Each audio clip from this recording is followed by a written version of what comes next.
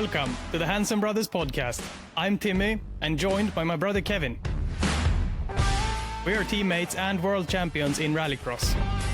This podcast is our space to catch up while traveling the motorsport world. We have some good news for you today. We have officially entered into the World Rallycross Championship 2025.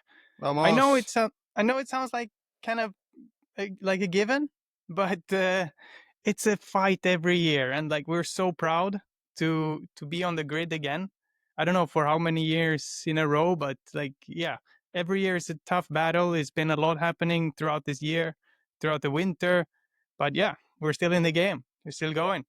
I mean, this was really the main season to join in, because there's such a big change now coming with the FIA.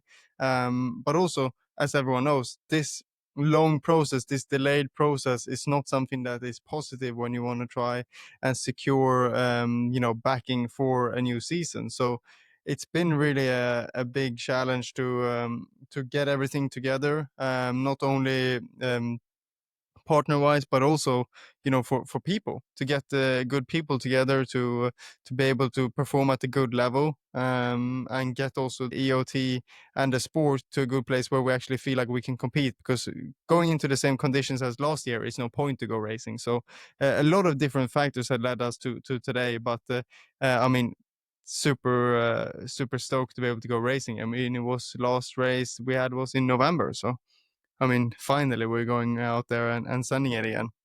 And it's been a lot of games being played behind the scenes with the EOT, and a lot of politics, a lot of difficulty to get this season up and running. And I think the games are still being played and will keep being played until it gets locked in at the first race. The petrol teams are fighting to keep as much, performance as possible, because they have such a big advantage and they don't want to let anything go. I mean, if we were in their position, having the best, advantage, having something that's not equal, then for sure you want to keep it that way. And that's why also we've seen, so much drama since the permanent entry has been closed. So FIA has always said we're going to operate in a fair and square way, and we want to do this EOT test. We're coming to that in a second, obviously, and they want to operate that properly and put something on the track that they think is equal. Obviously, the petrol teams don't want that, so it's been a lot of games played for them. I think from our side, we've been quite open to making a good way forward. We have our cars. This is the only place we can operate our electric cars. So for us, we kind of locked in, whereas they obviously try and play the game saying they can go to other races and other championship. But in the end of the day, the world championship is the world championship. If you want to become a world champion, you race in the championship. So, and that's what we're going to try and go for sure. And we're starting off in Portugal, in Lousada. Fantastic track, I think. And I can't wait to go there, both having a test there and then seeing the race. I mean, I think it's this weekend or the next weekend where WRC are going there. I think it's next weekend. And it's going to be fascinating to see how the new track performs also. Yeah, I mean, the track looks beautiful. But just to touch back on what you just said, like with the EOT and why the petrol teams are quite unhappy, is because the EOT has come quite far towards the electric cars. And I mean, I don't think it's a big secret that the combustion cars was the right choice for last year. They were faster, and the FIA wanted to change that, make it closer. And basically what the petrol teams have been arguing is that they've gone too far, and they've given us too much. But I know it sounds like a lot on paper. So basically, they will have to increase about 70 kilos. They were down from the regular 1300. They were down, if they ran the sustainable fuel last year, to 1280, because initially it looked like the sustainable fuel had less power. But turned out, throughout the season, under the covers, that it wasn't actually less power.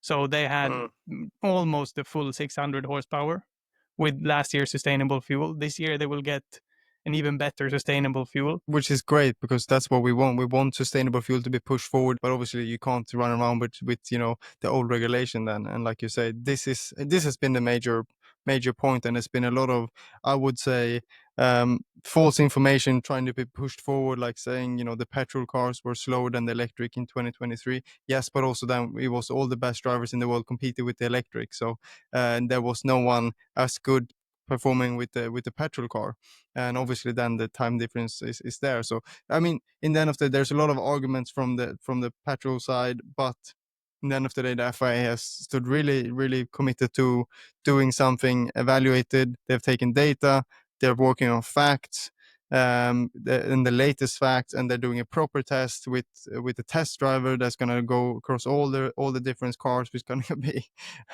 big weird. I don't know if we can tell it, but this driver, I think, is the most controversial driver to come into a Hansen car in the history of our company. So he has actually driven our car once back in 2012 or something, but it I is think what we think it's mad. that it's Andreas Backerud that will Yeah, drive, and it will be fun, because he will jump in and out of every car, testing them to see if they're equal or not, and yeah, it will be fun.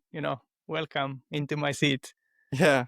after I all the mean, history we got. But I'm actually looking forward to it, and I'm looking forward to him like getting to try this car because it's been racing in the FC1. So I and think also like you maybe we can get him on after the test on our debrief pod, because that's he's gonna have some feedback. Perfect. yeah, Come on in. What do you think? Is it how much oversteer have you experienced on braking? it's a lot going on now, and we have a lot to talk about again. And like things are heating up in the world of rallycross finally after so much quiet. We have been trying to talk about it, but now finally we got some reality. And you know, I think we had to catch up on the controversy that's been happening. So yeah, now let's dive into like what's the plan.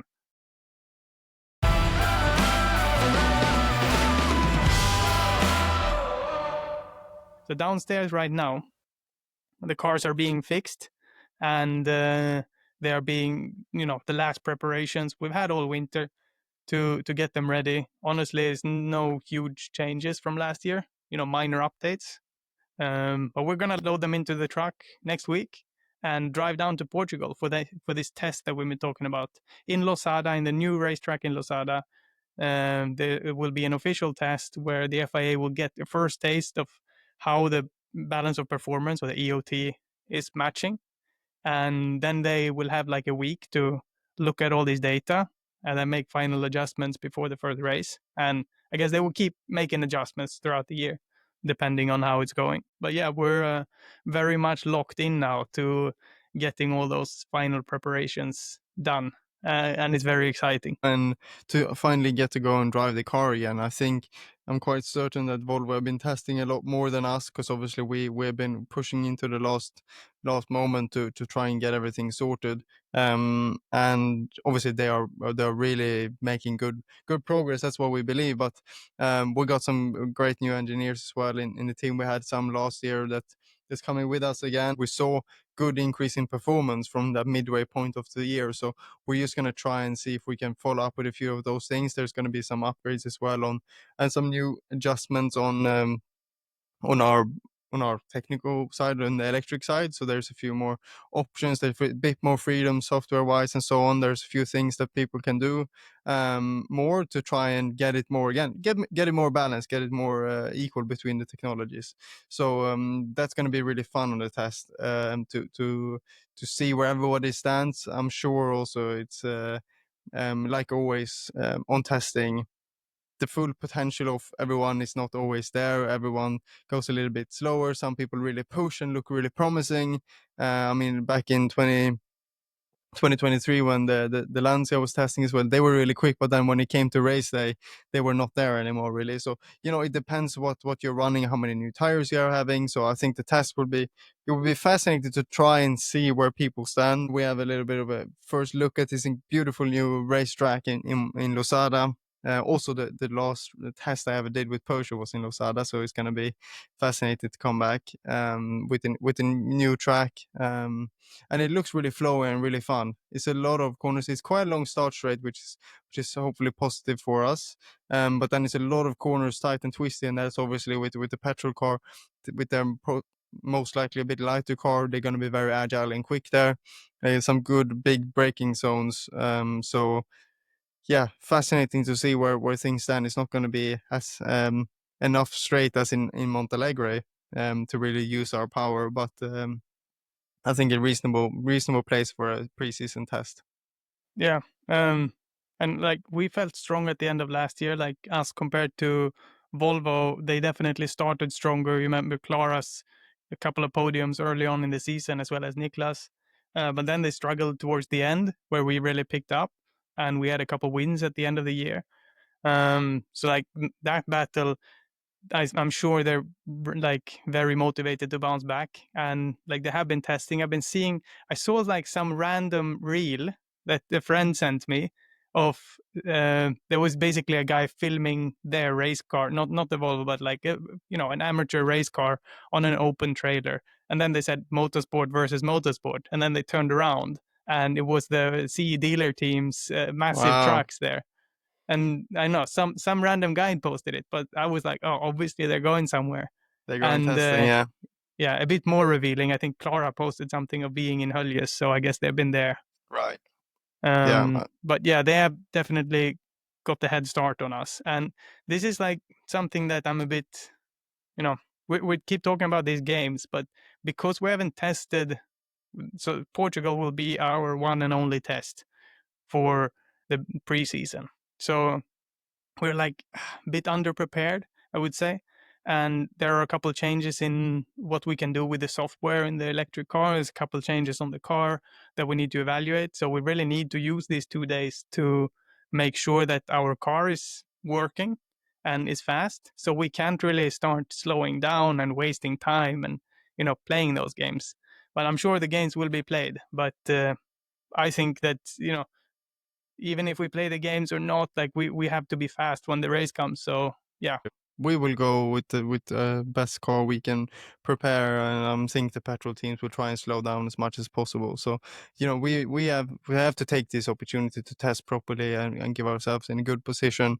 Um, and like you say, like the other electric team probably has tested loads, but that's also what you get when you have a proper financial situation. You get a lot more testing, and that's obviously their strength. But we have 35 years of experience, and in my opinion, the two best drivers on the grid. So we have our own aces up the sleeves. If you're allowed to be, it's our own podcast. I might as well say that we are the best.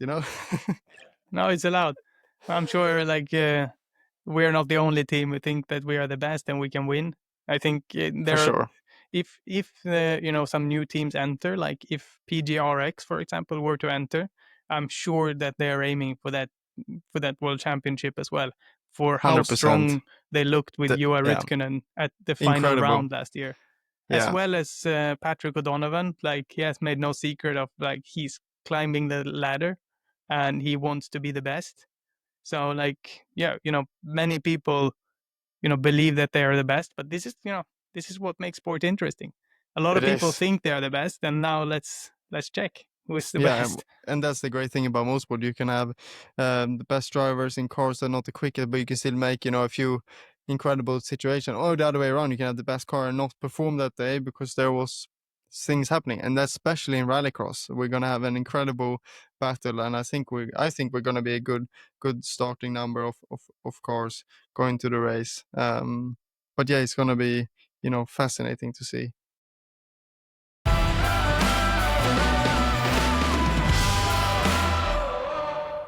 One other major news that we haven't said is Andrew Coley is back as the commentator for Ah, World yes, Rallycross. I saw like this storm of comments on the post. People are like, yes, World yeah. Rallycross is back. It is back. It's gonna be back so hard. With Andrew, we were on a call yesterday getting the latest news on broadcasting and all of this. The original producer from Rallycross back in the day, he's back, Matt. He's gonna do an incredible job. Like Andrew said on this call yesterday, you know, all of us, it's the group is back. The OG Rallycross people from the original days are back together. The difference is we have 10 years more of experience on, to his word, all the fuck ups we have done the last 10 years, we have learned from. So now we can do something really great. And I think the fact that It's going to be globally free to see on YouTube. Everyone listening on this podcast can go in and view it. Everyone, the Volvo construction team said yesterday, there are 350,000 employees in their companies partnering with the team. They can now go and watch it themselves. Like, it is no limit how big this can go now, because we have the original voice back. We have noise from the Patrick cars. We have sustainability from both technologies. It's the only world championship that has battle of technologies. We're going to some incredible old school, new and unique racetracks. But it's still the last race of the season to be confirmed, which is going to be somewhere, not in Europe. So that could be a completely new country, in a new racetrack, or somewhere we've been in the past, maybe Canada, maybe the US, who knows where we're going to end up. So it's so much excitement, I think, around this sport currently, and how we're going to share the news. I think listening to what's happening, obviously I'm not going to say too much, but it feels like there's been so much rallycross in Extreme E, World Rallycross, Nitrocross. It feels like for the first time, everything is almost like sinking in towards one championship, which is like, I think all the best bits is coming into World Rallycross now, because everyone wants to be a world champion, and that's the main sport. So yeah, so far, so excited to see what FA is doing, and this is like the biggest change in rallycross history. Yeah, and like the most important thing is that the good races we have will be shown to the people. Like I had some like last week, I tried to recap, couple races to catch up on what happened here and there, and like I was on Google, YouTube, everywhere trying to look for clips, but the only thing I can find is like 2016, 17, 18. That's like what I find. 19, but like ever since like the new promoter took over and it's behind a paywall, it's like Rallycross doesn't exist online. Yeah, it's gone. Yeah, it's So mad. it's no wonder that people haven't been watching and so on, because it hasn't been out there. But now You can again, it barely will be watch the free to air. highlights. Sorry. You can barely watch highlights because they're the shittiest highlights I've seen. I think from the from the races. Like an F1 highlights of 7 minutes are great. The Rallycross highlights have been weird, like first start corner and then ending of the race, and that's the highlights. You don't need to highlight the 5-minute race. You can show the 5-minute race. Yeah, There is no need for highlights in our sport. no, The race is the highlights. yeah, I think Our full race distance is shorter than the F1 highlight recap. yeah, exactly. And I think the FA will make sure it's all the old clips, they now own that. So I think eventually there will be more and more old stuff out there again for people to rewatch what they have missed. I mean, there's been some great races the last couple of years, but people have not been able to see them. So I think this is about time we get to show everyone can consume that again while we go into a new fully broadcasted season. So these changes are so exciting, and like everyone says in the FA and ourselves as well, we can't wait to get to the first race to experience the changes, and then from that point build forward and just add to that more and more races, more broadcasting. It's going to be not only focus on races, it's going to be focused on personalities and action between the races, because there is obviously 3-4 weeks between each race. And that's going to be story building there as well. It's going to be the most insight into rallycross I think ever seen. And this is something that I just can't wait to experience and also be part of, to, let everybody in. Just like we're doing with this podcast, we're making more things accessible for everyone to understand and see with us. That's why we started this podcast, because we wanted to let the listeners into what's going on in the sport, because there is just too much to be left unspoken about. So during the season we'll definitely be doing like recaps of the races, like catching you up on any off-track drama as well in the paddock, because we have eyes and ears right in the middle. So no one's safe this year. We will expose everything. Exactly. And we will expose everything in our favor, obviously, because as we said last podcast, we never made a mistake. So that's clear. That's And also we're gonna be able to share our debriefs and pre-race, briefs. So everybody who has some questions before the race, they will be able to write into us and ask questions about what do you think about Julius, what do you think about Kimi Ring, this new track, what's been your developments, what has the car been doing, what are you struggling with, all these different questions that you get during a season. Maybe we're performing super well, winning races, like what's happened, why are you doing it? They're going to be so much more insight, and I look forward to sharing those things. And obviously when we have recordings just before we have them every week, so we're going to be able to share so much more off the season than ever before, which I think is exciting. Yeah, also we don't need to keep so many secrets anymore, because we'll be using this electric car this year and next year until the regulations change in 2027. And this kit, like we don't really benefit anymore from keeping everything a secret to our competitors. Okay, Volvo is out there, but they're very settled in as well on what they do. So I think we can share a lot and like tell you really what's going on without having all the political filters about keeping secrets and stuff.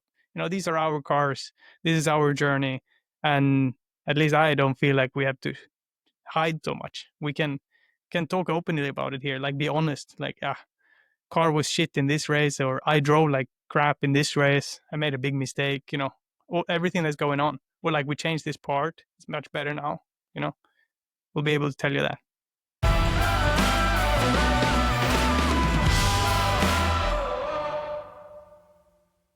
What is your target for the season? What is you obviously there is 6 races, and the season is now kicking off properly, even if you have done E1. What are your targets? What are your hopes? What are your concerns? Where's your head at? I want to be world champion. I've done that before. I want to do it again, and I'm gonna have fun. I'm gonna send it. I'm gonna enjoy, this time of being in rallycross.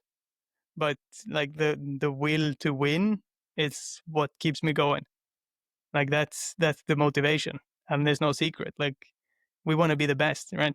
So yeah, that's really like what keeps me going, what wakes me up in the morning, and why I keep working hard. What about you? Oh, that's awesome. I mean, I've been on a real improvement journey the last couple of years, and I'm very confident in what I've been doing the last couple of years. I am just conscious that we haven't had the opportunity to have the performance needed to win the championship. We still were won races, so I'm very much doubling down on my training, making sure I'm in the right place, as prepared as ever, making sure my strategy of driving and my spotter language and everything is on place. And then I'm just going to head to every race, and I'm going to drive the car, and then we'll see where we end up. Obviously, I want to be a world champion. It's the only title I don't have. Yeah. No, it felt like I was living on clouds after the 2019 season, like winning. I hadn't had any candy for like 5-7 years. I don't remember anymore before that. And my treat for winning the world championship when I came home You always said was, this also. You always said, if I win the world championship or win, yeah, then this is my treat. I will have this chocolate bar, Marabou chocolate bar, 200 grams milk chocolate, because I love it and I hadn't had it forever. And like coming home, going into the shop, buying these 200 grams of chocolate, and like that was like unreal. And then I had like one square at a time. Like I didn't like shove it in my face immediately, because then I was like, then this chocolate bar is out. So this chocolate bar lasted me like 2 weeks, just taking a bite, and every bite was like, I've made it. And then we came to Paris, and I And got you to were fat drive. because of the chocolate bar, and Yeah, exactly. I couldn't had fit the 200 grams of suit. chocolate. And So it was good times. And like being in Cape Town, driving around that car, like these memories is like fantastic, and, makes you motivated. Of course, I came incredibly close in 21 as well, like finishing equal on points with Johan. It was snowing in the last race. yeah, hated that Disaster race. for me. Like I got black flagged in one race, like shit. Yeah, but Um, I'm sure it lost. was. No, I'm not going to say it because it could cause me problems. So I'm sorry. Yeah, this that we are Yeah, thinking now, we are not yeah, allowed to yeah. say. No, we're not So saying let's anything. not say anything. No. on that. But yeah, Let's move I came forward very from close. that. Also, in You one came way, close. I won one championship equal on points, and I lost one equal on Yeah, points. So I I guess guess it's a that's 50-50. it's a 50-50. But yeah, That's fair. since bringing the electric cars, we haven't been that good. You know, We've we been were second great on with the the ball combustion car. constantly. It's frustrating. It's what I mean. Like 2022, we didn't get, we didn't understand our car properly with all the changes. I think it changed so much chassis wise that we didn't understand. 2023, much better with the new software. We're starting to get there, but still not good. And finally, 2024, we started to figure out what was our problem, and then we made good changes, and we actually started to perform more equally and consistently. And it was easier to drive. F1 teams must be a nightmare because they do a new car every winter, and they need to try to figure it out quickly. And sometimes they just don't. They just don't get what the problem is. Yeah, And I feel a bit like and that. And then you change the regulation after 4 years. So yeah, I'm like, it feels quite comfortable. And I feel like we know where our window is. We have pretty much the same car. We've not done anything that's going to turn it upside down. I mean, the only thing it could turn upside down is the new tire. But yeah, it feels yeah, comfortable in some ways. yeah, and like I think also like we haven't won a championship since the electric cars, but that's also been like well deserved for KMS. They built a fantastic race car. And Johan drove great, you know, great team effort of them, and very well deserved. We retrofitted when the electric cars came. We took the petrol car, we cut out the floor, we put the battery in, and we went racing. What we should have done probably was to design the car properly around the battery and around the new center of gravity. We almost did because we had to cut out the roll cage. We had to cut one tube in the old chassis. That meant we had to change the roll cage. It was like building a new car anyway. So Yeah, that's but we obviously kept something that all the was, parts. Like we kept the subframe, we kept the yeah. all the geometry is the same. So you know, maybe like looking back, it would have been nice if we did, you know, bigger thing. But yeah, you know, we're a small team and we're fighting with the things we got. And I think, you know, that's, if anything's our strength in the team, that's what it is. You know, when shit hits the fan, we catch all the shit. And Exactly. Oh, yeah, here we go. and Put we're it back great in the car. goalkeepers. So Yeah, like, and we never give up fighting. You know, we've been exactly. around the top still, and I think that's still something to be proud of. You know, we have been, even though we haven't won, we have been inside the top teams and top drivers of the championship, and still something to be proud of. But Yeah. yeah, 2025, a whole new year, balance of performance changing, like combustion or electric. You know, the real hope for us this year, I think there is no chance we will be faster. I've driven the combustion car, driven the electric, Oh, yeah. and the fact that we're missing the prop shaft, I've been through this in other episodes, but it just makes this car slower because Mm. we lock the rear tires when we brake, we spin up the front tires when we accelerate. So we will not beat them on pace, but what I hope for is that we could beat them in the starts a couple more times and fight the battle throughout the race. Like we will have some cars right up the bumper, but we'll have to play the strategy right. It's not like a Formula E software where they've been developing. They have regen active, really almost like on the braking, where it helps you to be like a prop shaft. But we're not allowed to do that. So, um, if we were allowed to maximize electric, then for sure we could be closer and it would be very equal, I think. But we're not allowed No, to do that in the software. if we had free software, we would win for sure. Like because you know the It's things that just the much more software can do. efficient. Yeah, and you know if you could exploit everything like torque vectoring, like traction control, all of these things, like then electric is insane. But we can't. You know, we have the No. software we have. It's developed by Chrysler, confirmed by the FIA, and we can change settings within it, but not the software itself. I'm excited to go racing anyway because I can't wait to just drive a race car. That's what I was born to do. I started your car yesterday. Oh, I did great. the safety checks, powered it up, spun the wheels, so it's working. Is the wrapping getting progress? Yeah, you were like when you were here, it's like yeah, let's work on the wrapping all together, and you did like this much. Like the Yeah, rest is now up to I me. did a I am front. working on it.